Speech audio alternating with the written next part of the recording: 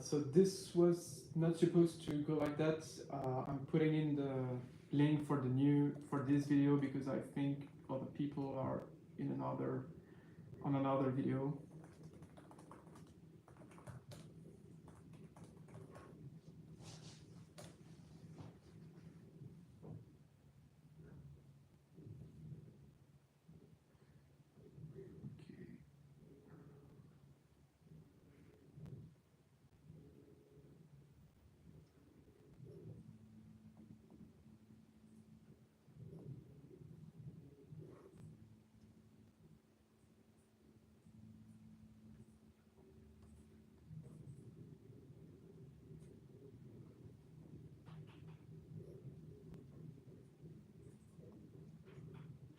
Hello for some of you already found the stream.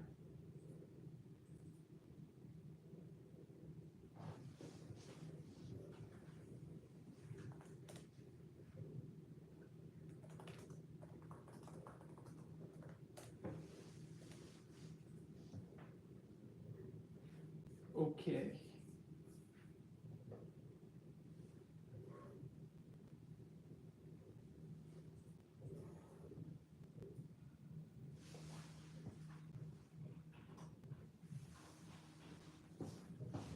Let me just change the frame of the camera.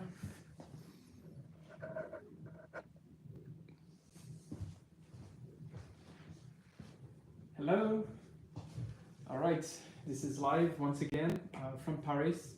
We're trying another setup in the office because we have this magnificent wall over there. Good to see you again. Thank you for following the project. As you can see from my face, I'm quite tired already. I have many things to share with you, mostly good stuff. I'm going to share some of the bad stuff that happened though. We have, so it's not a new office, it's actually the other way.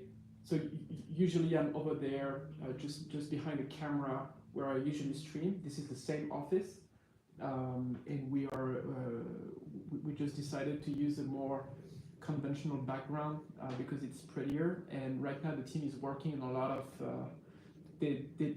they're making a lot of mess, so I couldn't use the workshop to make the stream happen today. So I think it's better. You'll let me know what you think.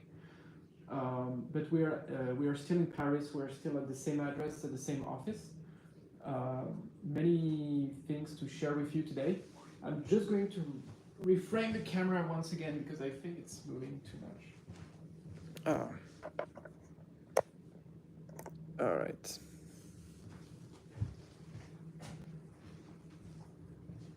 Okay, but maybe it's a bit better. So, a lot of things to share with you today. We are going to start with the most important part, deliveries, production, logistics, all of that. Then I'm going to move to where we are and like our roadmap on the software and the distribution of the headset. You'll see the two are connected together. I will talk also about the company itself and what we're facing in terms of market and what's happening around us and why Lynx is more important than ever in this AR/VR ecosystem. So first thing first, the deliveries of headsets. We just received, so we paid for 500 headsets which are part of the PVT stage back in September. We paid for that in September. And we received the first pallet end of March, and so it's 100 devices, and we'll receive 400 devices in 2 weeks or so. So we opened this 100 device, and the hardware is impeccable. The hardware is, which is the most important thing, right? The hardware is perfect. They fixed the faceplate. They fixed a lot of things. It's just yeah. So next to me here I have a PVT box.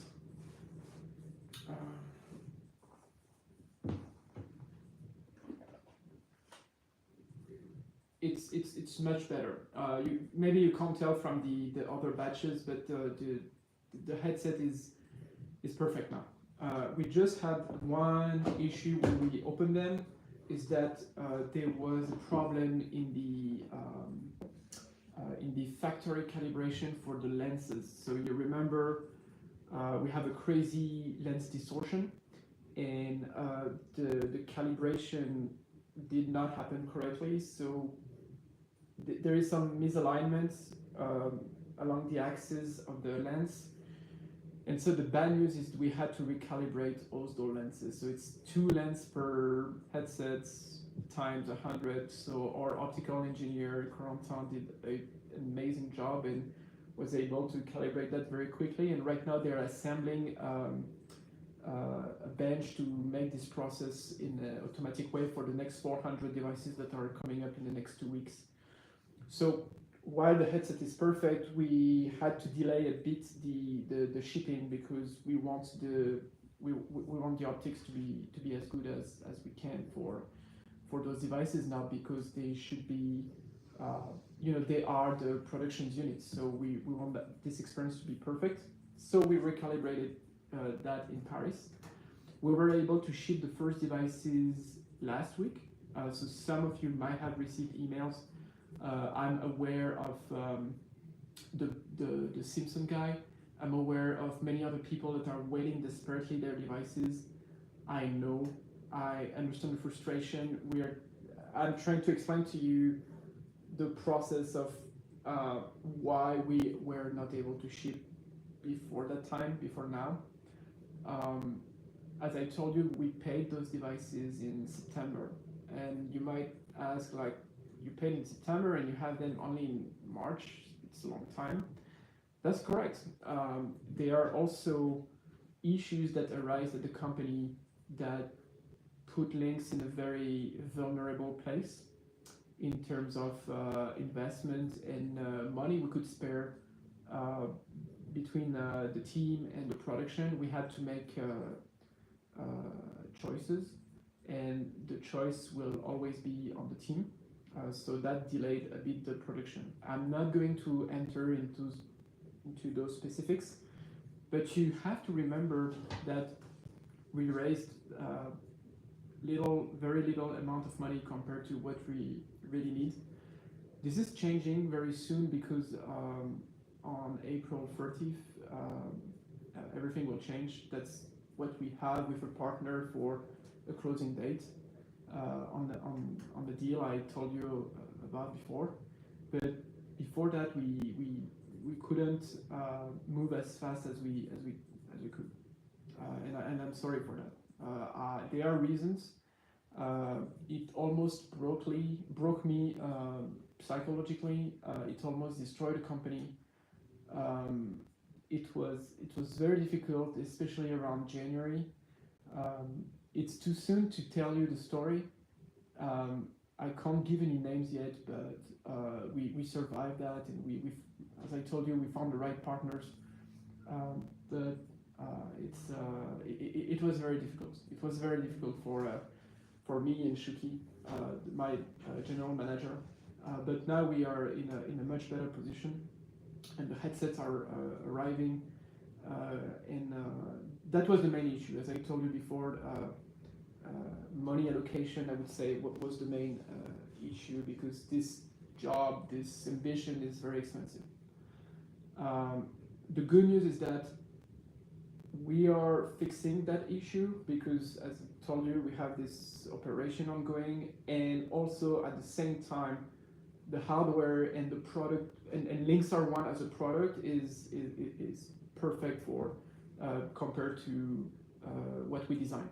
So we'll be very happy to ship a few more thousands of these headsets from now until the end of the year. We have a backlog. We still have a backlog, an impressive backlog of a few thousands of Lynx R1.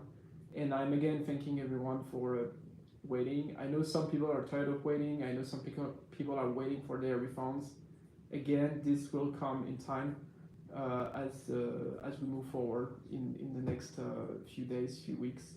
I wanted to do this live because even though we have this deadline with approaching of April 30th with our partners, I wanted to, you know, address you guys with how we are still moving forward, and that we are not waiting for those resources to arrive to continue the work. So I know there is I think my team showed me that on Discord there is a table with like the bingo card of this live today. I will try to find it. I think they sent it to me on the chat. I want to address as much as possible, okay?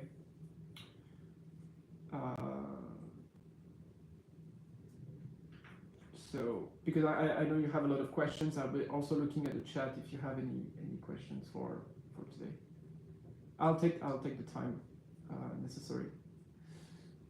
So VAG delivery dates, every backer getting their headsets within the next month. So every backer getting their Lynx within the next month is not going to happen. But I can be very specific. Among the 500 Lynx that are part of this batch, 400 will go to the backers. Some of them already shipped. We shipped to other people as well, and you might ask why. So there are also pre-orders. There were also important partners we needed to ship the headset to. I'm going to give you a very concise and important example. We ship headsets to SideQuest, for example. So not only we need to ship to you guys or to the people that are waiting, but at the same time we need to move our pieces to build our ecosystem. And it's not just us, you know, it's us plus what people are already building out there, including, for example, SideQuest, which is a very important partner for Lynx. Lynx still having a lot of energy. That is still true. That is still true. You have no idea of what we went through, what I went through, and the fact that we are still here is really telling, and I can't wait to share the story of this 1.5 year effort of fundraising to and the backstabbing and the people that try to destroy us. I can't wait to finish all that to tell the story, because it's from a movie basically. Problems with label printer, we don't have that anymore. No mention of transparent headsets. I will mention that. Our goal is to, so we have those 500 devices that are part of PVT, and next we agreed with Compal. So Compal is our manufacturer in Taiwan. We agreed with them to start the mass production before the summer for 1,000 PCs per month. And once we do the first month of like 1,000 headsets, the next month would be 1,000 transparent headsets. So we're working with Compal, and don't worry, I won't stop until I have my transparent headsets as well. Lynx is attending another convention soon. We don't have that at the moment. Expected delays, train, no, very good news about the controllers. The controllers are done, and again, we need to have more resources to make some way for them. We are a very small team, that is still true. 21 engineers, you have no idea how small that is for what we are building. That is still true. Financial trouble, I talked a bit about that. That is still also something. New demos, that is also not something I will show, but this is something right after the live. I will upload 2 YouTube videos. One of them is Voria with a Lamborghini. I hope you like it. And another is Stereo Kit. I will talk about that in a few minutes.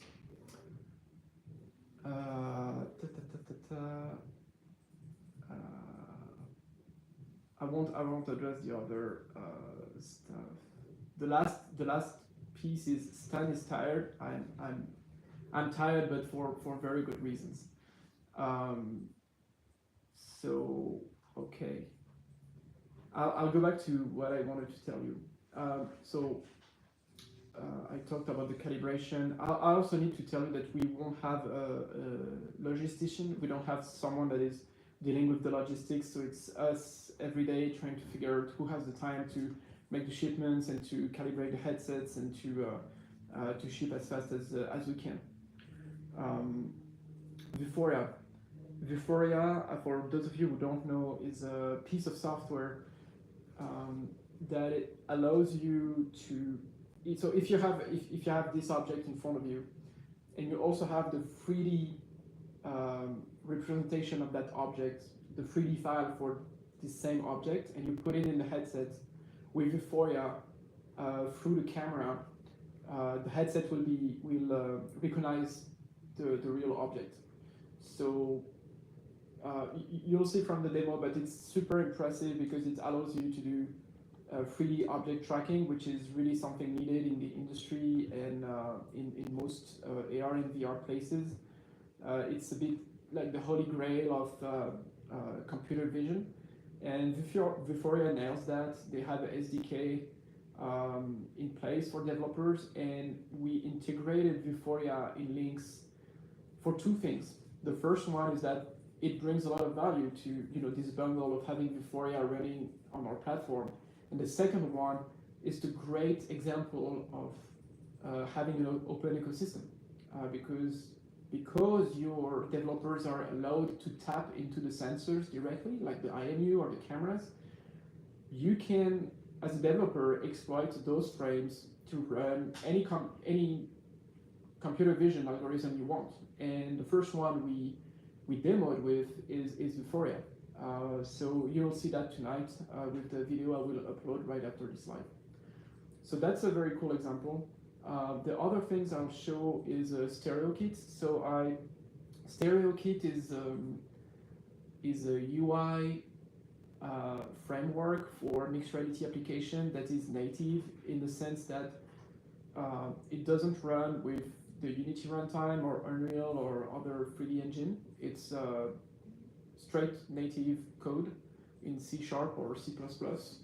It's extremely efficient, it's extremely elegant. I'm thanking the main developer here, Nick, that built that when he was, I think, at Microsoft or even maybe before that. It's an open source project and it ran extremely well in Lynx, extremely well. So much that we decided to take StereoKit and move it to the core part of our OS, which means that today our launcher, for example, our home application is built with Unity, and most of the interactions in the headsets are built with Unity to go back to the launcher, to play with the settings and all of that. We're moving all that architecture to StereoKit inside the Android service, which is, I think, probably the same architecture that other vendors like Meta and Pico or maybe even HTC did, is that you have like a small layer on top of the OS that can be triggered inside any applications. For example, the menu to get back to the launcher, all of that, we're moving that to StereoKit. So you'll see a demo of an app, but keep in mind that you can use StereoKit today as is in Lynx, and we are going to support that extremely well because we are making it a core part of our operating system. So expect a few news in the future about that. This is possible also because we support the Chronos loader out of the box. So we haven't moved yet to OpenXR 1.1. We're still on 1.0, but before, a few months ago, we were using a Qualcomm derived OpenXR loader, and right now we're compatible with the Chronos one. So that is also a benefit for anyone that is developing out there because, for example, we were able to have hand tracking and pass-through on Unreal 5 and Godot out of the box with those features. It was like 1 day of work for the team. So all of that is very good news. So that's what I wanted to address tonight. We have a lot of those boxes that are going to ship, that are shipping, and that we're going to continue to ship in the coming days. They must pass through this office for recalibration. I think we are almost done with that. and we'll be able to address the most urgent needs in terms of headsets. So you'll receive an email when we ship that to you. Another topic I wanted to address is the ecosystem at large, what's happening around us. There are discussions, there are rumors. Next month is Google I/O, and Meta did an announcement, I think today or yesterday, around their operating system. So probably mid-May during Google I/O, I won't be surprised if Google announces Android XR, which is a new product, and Meta announced their Meta Horizon OS. So both Android XR and Meta and Horizon OS are Trojan horses for other OEMs, for other headset manufacturers. So they realized, both these companies realized that other people are getting in that race, Chinese OEMs, some companies in the US as well.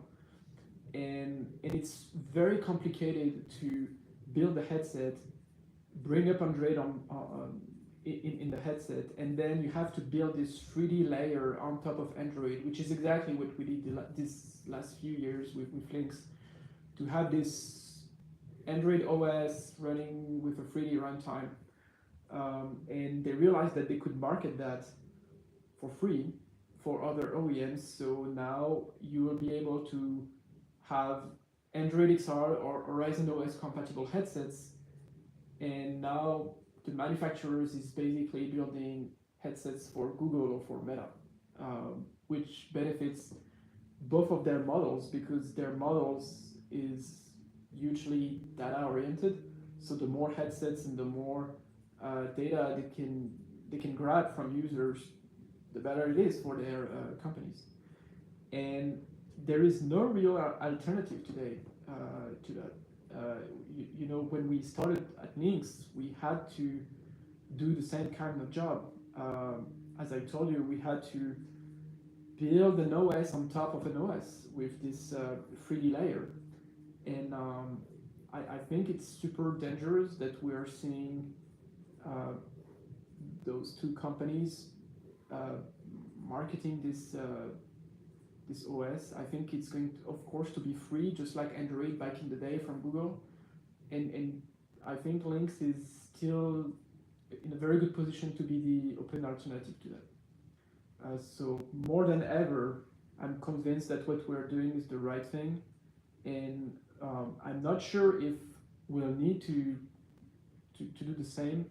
I think it will be more simple than that. We are going to open source more and more of what we do. We already did that on GitHub. You can check some of our source code, including what we are doing in the launcher of Lynx. And we are working. We have new engineers that are Android engineers. So one of them, Guillaume, arrived late February in the team, and we are working on a system where we won't share, like, for example, the sources from Qualcomm, but we'll be able to share the Android part and the AOSP and or core sources, so you can build against that if you're building a headset. But the way the market is moving is that we are seeing Meta, Apple, and then maybe Google with Android XR if they are successful at deploying it on their devices and on some partners, but I'm not even sure about that. So you can see that the market is getting more and more mature, and the barrier to enter this market is higher than ever. So, I see us, Lynx. I don't see any other company out there that is building something that is not moving in the same way as the business model of these huge companies. I'm not sure if I'm being very clear, but nevertheless, I think it's important that we keep doing what we do. I'm still convinced. People are telling me that we are still doing the right thing, at least our customers. And I think I'll do another live on May the 1st or the 2nd to share again some news with you. But things are still moving forward. I'll now move to the chat to see if you have any questions or remarks, because I talk too much.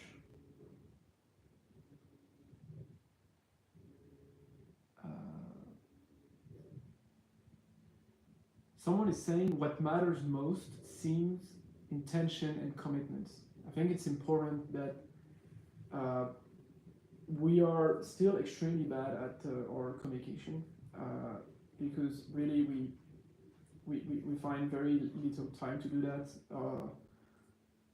or maybe motivation, I don't know, but it's you have to you need to realize that the full team is committed still to the same thing. We have the same job for the last 4 years now. We still want to achieve the same thing, and again, you might laugh about that, but we still have a lot of energy to do it. So as long as I'm alive and can stand for myself, this continues. I really can't wait to share you what happened in January with one investor. I still can't believe what happened. Currently, how many headsets do you have to deliver? So we have around 1,000, less than 1,000 to deliver to the Kickstarter orders. We have 200, we have 200 or 300 pre-orders, and then we have corporate users, and that is around 6,000 or 7,000. And in the process, like when we'll be able to show more inventory and more production, I think we'll build, the Lynx R1 will be around 20 to 30,000 units before we switch to another product. Okay, I think you mentioned sometime before, though, is the charging problem sorted? So the charging problem, I think, is sorted. There is another issue. We saw two issues I want to talk to you about. The first one is the fan. Sometimes the fan makes too much noise, or it's a bit unpredictable, and we made a driver for that fan that is supposed to follow the temperature of the headset, and we detected some bugs when the headset reaches, when the chip reaches 70 Celsius degrees. So we are going to fix in the firmware some bugs around the fan. Another bug we detected is that, so there is the battery at the back, and the board, the main board is here. It's around there, and when your headset is in this position, so it's not usually in that position, right? But at the factory, for example, when we calibrate some stuff, it's in that position. When it's, in that cone, the displays are turned off. And the bug actually comes from Android, because that position is the same as if your smartphone was facing the table. And there was a line of configuration where it was still active. And there are a lot of silly stuff like that we are changing in the OS. So yeah, there are still things we discover over time, but we are very active on the system part right now. There are 3 people working full time on the Android part. Okay, did you attend Laval Virtual? No, we did not, because for the last few months we've something that is taking most of my time is that operation I told you about, that deal, and we can't attend that many shows during that time.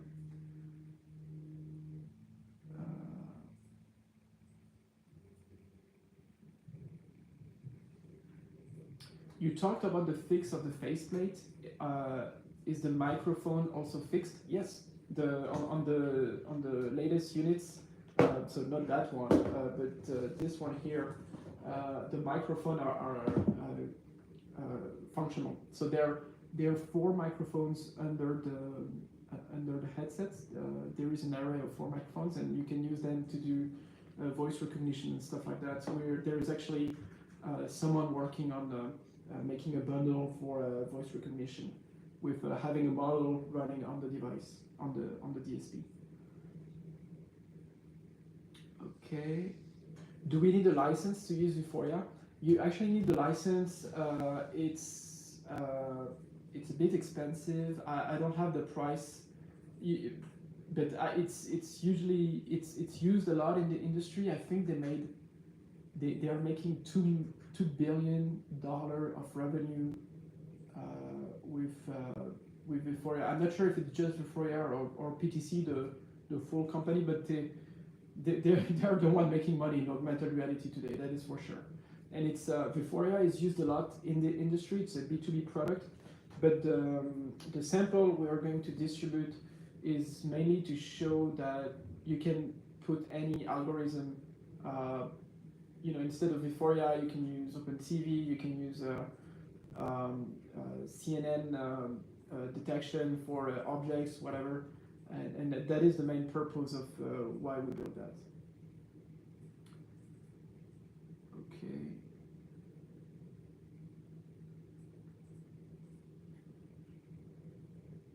Are you interested in making the Lynx R1 compatible with the Facebook and other company OS? Like providing a bootloader tool to select which OS to boot into? So the second question is can already be addressed. The bootloader is open. If you want to flash something else on your device, you can. Are we going to work with Meta or Facebook to make their OS compatible with Lynx R1? No. Are all engineers also shareholders of the company? How did you manage to keep your team stable despite the typical quiet quitting, high turnover issues in the IT industry? So all engineers, and more than that, all employees in Lynx have shares after a certain time in the company. The goal is to have people that also have skin in the game. But even more than that, sure, they have shares, but they're working in a field where you need passion to work in that. It's still a mess, right? AR and VR. It's still messy to work with those devices. You have a lot of debugging to do. The tools are not easy to work around. Unity is crashing. Some stuff are not compatible. Some drivers you need to make them yourself. First, more than having shares in the company, people need to have some sort of passion, and this is also something that the team shares at Lynx. When will corporate pre-orders be fulfilled?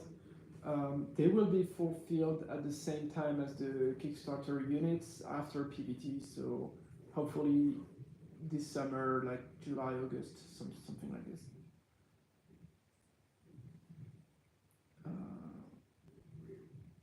Fans are really audible. Will it be better in the future? Yes, as I told you, we're working on the fan controller. The controller was, the driver was a bit messy, but we have one very good engineer looking at it. I know he already refactored the code, and we're working on it. And my goal is that it makes the right amount of noise for the actual temperature in the device, which is probably not the case today. In the test that we conducted. Okay. Someone in French is saying maybe you need a movie on the production of Lynx R1. I'm writing almost every day what's happening and what happened in the last few years at Lynx.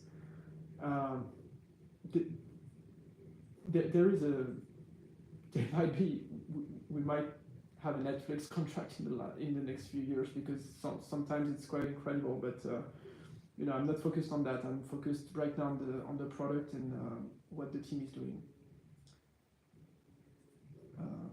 If my company is developing AR, VR professional software, what is the best approach to collaborate with you in order to develop it onto the Lynx for open source reasons?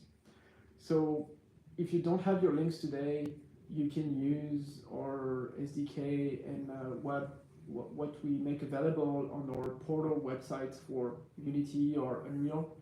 If you already built an application that supports hand tracking, then it should be very easily compatible if you followed OpenXR runtime stuff. Okay, would it be possible to make a platform on the portal to pull developer and business that need help in relation? That is a good idea. We have a lot of stuff to finish on the portal first.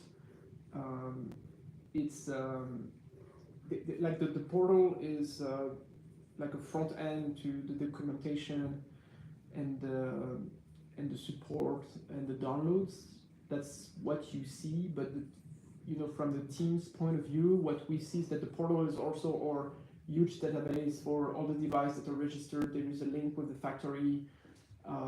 It's our main database. So in the future, it will expand. For example, you'll be able to download what happened at the factory with your device on this website. So this is going to ship in the next 2 months. So for example, if you're working on a computer vision algorithm and you want to get your intrinsic and extrinsic parameter of the cameras of your headsets, you'll be able to find them on the portal by typing the serial number of your device, instead of like calibrating yourself your cameras, because we already did that with very good tools. Will Godot be compatible to build apps with the Lynx, since many developers stop developing on Unity? So Godot is already compatible. I mentioned that. There is hand tracking, there is pass-through, there is 6DELF as well. The thing is, we also wanted to move some of our stuff to Godot, but you need to like all the interaction layer, especially with hand tracking, you need to rebuild all of that. So it's a lot of work, and that, you know, the state of the art in Godot is that there is no toolkit like in Unity, to like the Exar interaction toolkit or SDK that can help you around that. As far as we know, as far as we looked, okay. But we are following Godot very closely, and we are super happy with what the maintainers did for Exar with their 3D, with this 3D engine. So we'll maybe talk about that later. Which version of OpenXR should we aim at to ensure that our VR solution will be most likely compatible with Lynx? I think you should still target the OpenXR 1.0. Remember, OpenXR 1.0 is from 2018, and the OpenXR 1.1 was just released like a few weeks ago, so we've been through 6 years with the same version of that standard. So I think, you know, for also legacy reasons, you should stick with it a bit. I'm not sure the whole industry is going to move to 1.1 overnight.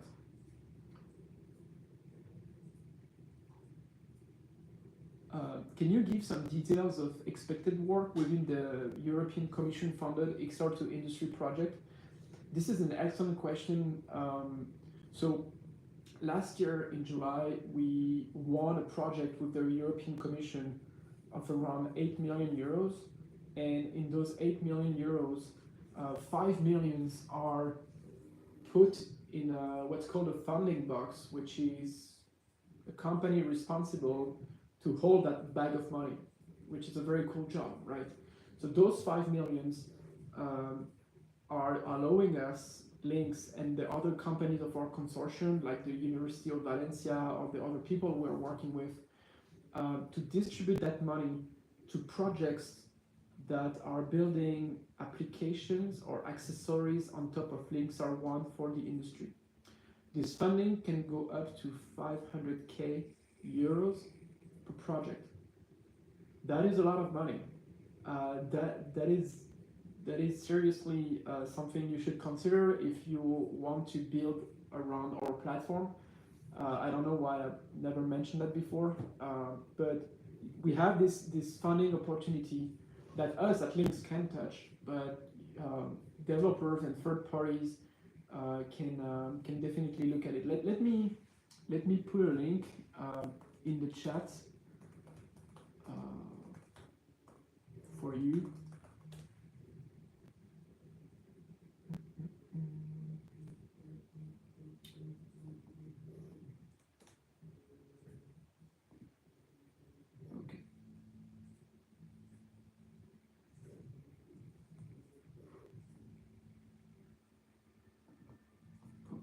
So in the chat you will find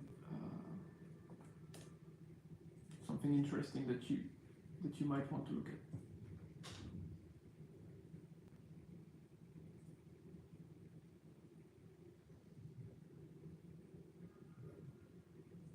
Will Lynx be able to have shared experiences in mixed reality? Yes, we have a demo of that. I think we'll film that tomorrow. We are able to. So we built a demo where we do QR code recognition, Aro Marker Recognition. So if you have one Aro markers and two headsets, they look at it from their point of view, and it creates a shared reference in space. And we have a medical app that we built around that.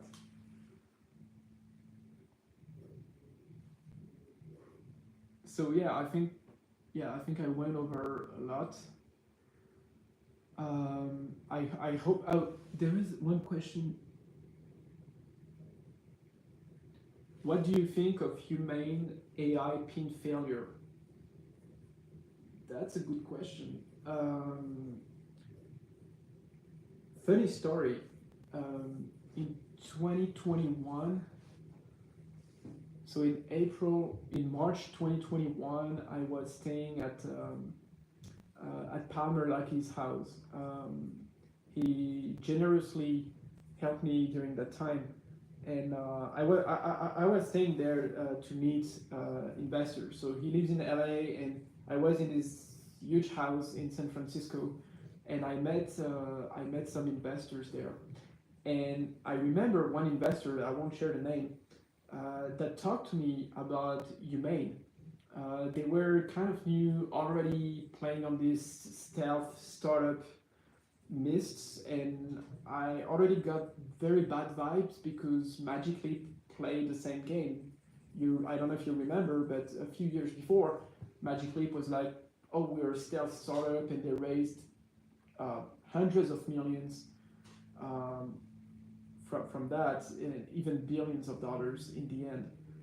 And so Humane was playing by the same playbook, and that investors talked to me about Humane, and I remember having already a bad feeling about that because OpenAI was not a thing, or ChatGPT and LLM were not there, and they promised something that in terms of interaction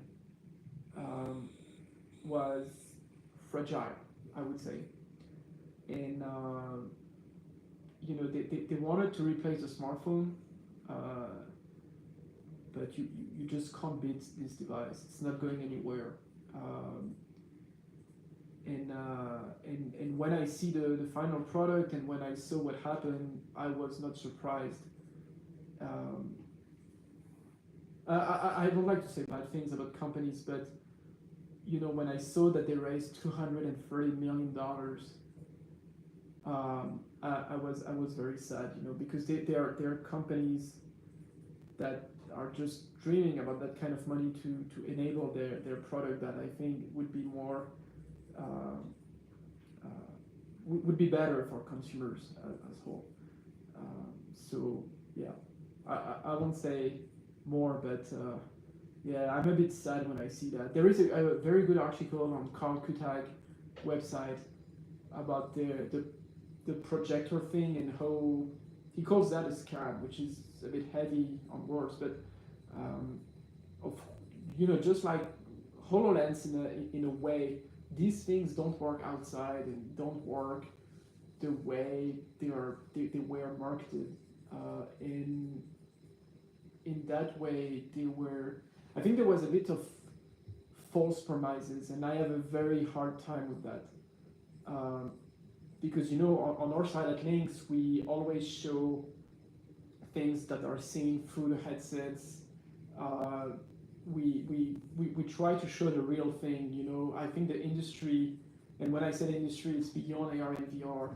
Consumer were conned with renders and false marketing videos. So hopefully we're moving away from that.